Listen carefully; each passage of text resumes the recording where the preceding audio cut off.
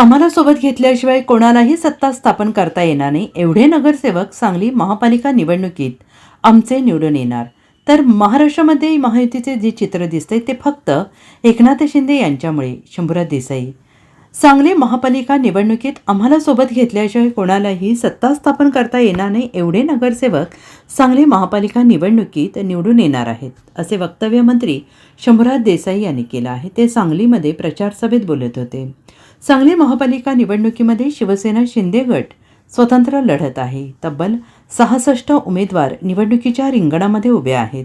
आज शिवसेनेचा प्रचार शुभारंभ झाला. यावेळी सभाही पार पडली. यावेळी मंत्री शंभूराज देसाई यांनी मतदारांना आवाहन केलं की शिवसेनेचा उमेदवार निवडून द्या, तुम्हाला निधीची कमतरता पडू देणार नाही, असं आश्वासन सांगलीकरांना शंभूराज देसाई यांनी दिले.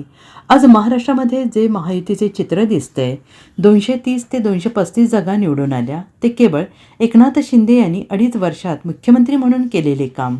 मुख्यमंत्री एकनाथ शिंदे यांनी लाडकी बहीण योजना सुरू केली. आजपर्यंत कोणीही योजना चालू केली नव्हती. लाडक्या बहिणीच्या खात्यावर 1,500 रुपये पडू लागले. महाराष्ट्रामध्ये महिलांसाठी केलेले काम, त्यामुळे हे चित्र महाराष्ट्रात दिसत आहे. संपर्क मंत्री म्हणून मी आज जाहीरपणाने या प्रचार शुभारंभामध्ये आपल्याला सांगतो की आम्ही जेवढे नगरसेवक निवडून येऊ, बजरंग भाऊ म्हणले, सुहास भैया म्हणले की आम्हाला घेतल्याशिवाय, शिवसेनेचा धनुष्यबाण, शिवसेनेचा भगवा घेतल्याशिवाय कुणालाही महानगरपालिकेची सत्ता स्थापन करता येणार नाही, एवढे नगरसेवक शिवसेनेचे या ठिकाणी आपल्याला निवडून आणायचे आहे. आणि ते आणताना शिवसेनेचं विजन असणार आहे. पुढच्या 5 वर्षाचा रोडमॅप, पुढच्या 5 वर्षाचा मास्टर प्लॅन या महानगराचा या ठिकाणी आम्ही तयार करू. पहिल्या आर्थिक ही समाधानाची भावना त्या माणसाच्या चेहऱ्यावरती असायची.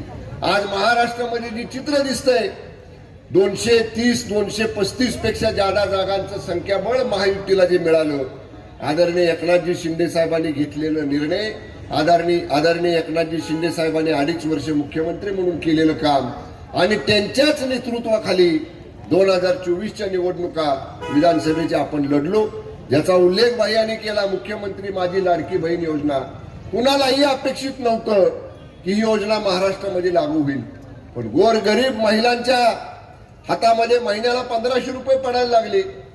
एसटीचा प्रवास 50% सवलतीचं तिकीट मिळालं. महिलांच्यासाठी मोठ्या प्रमाणामध्ये काम करणारा मुख्यमंत्री आजपर्यंत जर कोणी झाला असेल महाराष्ट्रात पहिला, तर तो आदरणीय एकनाथजी शिंदे साहेबांच्या रूपाने शिंदे साहेब झालेले आहे.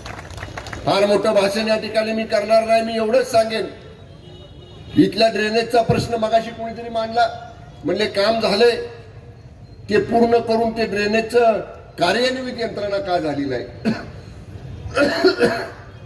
मला कुणावर टीका करायची नाही, पण bureau report, SBN Marathi, Sangli.